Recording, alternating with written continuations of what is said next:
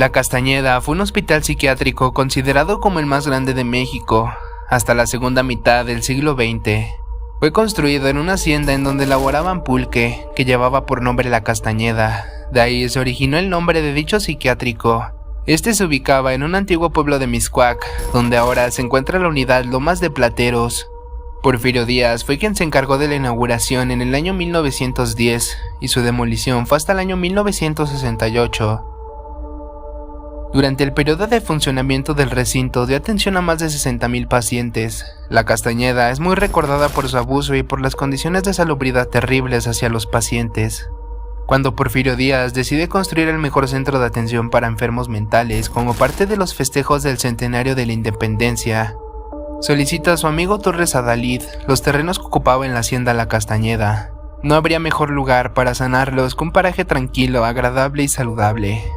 El complejo fue planeado para funcionar como un hospital que propiciara un ejercicio profesional de la psiquiatría. En esa concepción del hospital influyó de manera determinante el Dr. Eduardo Lisiaga, precursor de la psiquiatría moderna en México.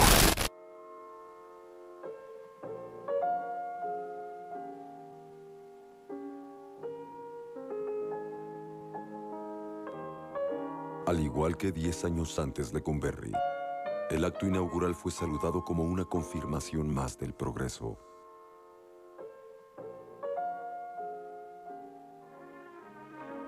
También paseó su aristocracia por los corredores del manicomio de La Castañeda en la inauguración de este edificio.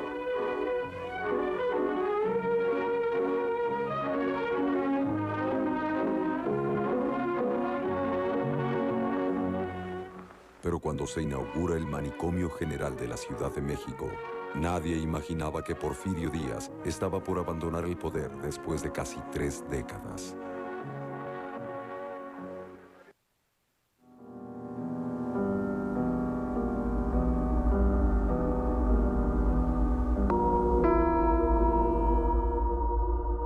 Se pretendía concentrar a los pacientes psiquiátricos que se encontraban recluidos en casas de asistencia, internados en condiciones inadecuadas, como en el Hospital de San Hipólito.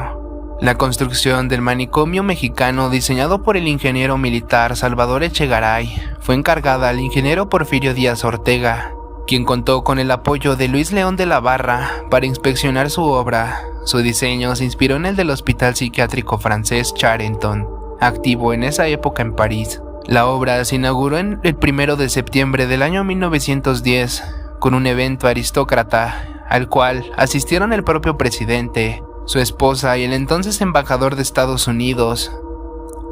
La edificación de estilo francés y construido siguiendo la típica arquitectura porfiriana entró en funcionamiento y a lo largo de su vida fue objeto de alabanzas debido a su belleza. Para 1913, el manicomio, constituido por un edificio central que correspondía al área administrativa y varios edificios periféricos que conformaban cada uno de los pabellones, se encontraba organizado según las alineaciones del propio reglamento interno. Los pabellones se dividían de la siguiente forma: pabellón de pacientes distinguidos. Ahí se alojaban a miembros de familias ricas que no hubieran sido remitidos por parte de la policía y que no presentaran comportamiento agresivo. Pese a que la institución ofrecía atención pública si recibía donaciones por parte de los familiares de estas personas. Pabellón de observación. Aquí residían los pacientes de primera vez, por periodos breves hasta que se les diagnosticaba y se les asignaba un nuevo pabellón. Cabe destacar que los pacientes distinguidos no pasaban por este pabellón en su primera visita, sino que eran remitidos a su pabellón particular. Tampoco los pacientes remitidos por la policía se alojaban aquí. El reglamento establecía que para el momento de su ingreso los pacientes debían de contar con un certificado médico que constatara que, por ejemplo, el paciente no sufriera de una enfermedad infecciosa. Pero muchas veces las instituciones de beneficencia no remitían a sus pacientes cumpliendo este requisito. Pabellón de pacientes peligrosos. Esta área estaba destinada a los pacientes agresivos y criminales, remitidos de la policía. Pabellón de epilépticos. Esta área estaba asignada para pacientes que sufrían epilepsia. Pabellón de imbéciles. Este pabellón estaba designado a los pacientes con retraso mental evidente. Pabellón de pacientes infecciosos. Aquí se recluía a los pacientes en los cuales se había confirmado la presencia de alguna enfermedad infecciosa, como tuberculosis, sífilis, lepra o fiebre tifoidea. De manera arbitraria, las exoservidoras eran remitidas a esta área, sin que necesariamente se hubiera comprobado que sufrieran alguna enfermedad infecciosa. Ya para 1920, algunos periódicos publicaban notas sobre las terribles condiciones que se vivían en la Castañeda. Se hablaba entonces de los tratos inhumanos y se contaban historias de horribles experimentos con los pacientes, para encontrar una cura a lo que llamaban enfermedades mentales. La Castañeda es como un mal sueño en la historia de la psiquiatría mexicana. Es algo de lo que nadie quiere hablar, de lo que se quisieran olvidar, ¿no? Porque incluso no hay ni una placa que diga aquí estuvo el manicomio de la Castañeda, ha sido derruido completamente. El país. Pero pronto, el abandono, la improvisación y la falta de interés del gobierno fueron causando estragos. Eso sí, con una experiencia impresionante, todos, gente muy capaces, todos, la gran mayoría. Me dice, usted venga y le vamos a asignar algunos pacientes y para que vaya usted. También aparecieron informes sobre el mal estado de las instalaciones, ausencia de colchones y sábanas, ventanas con vidrios rotos, plagas de ratas y una farmacia raquítica. En esos años las instalaciones se deterioraron más y no hubo recursos suficientes.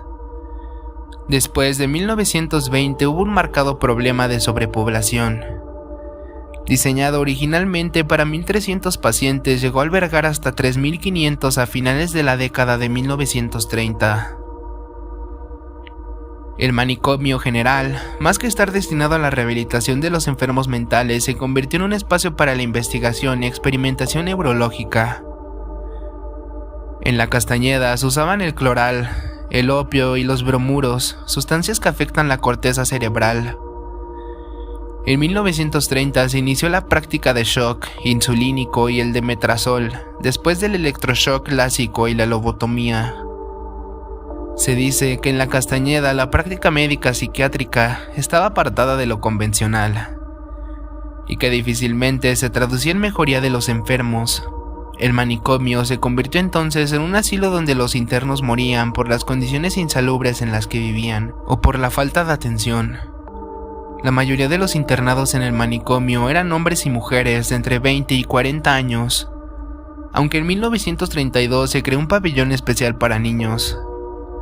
El crecimiento en el número de internos en la Castañeda lo podemos comprender desde varias perspectivas, entre ellas por el aumento de población nacional, que pasó de 14.2 millones en 1920 a 35 millones en 1960.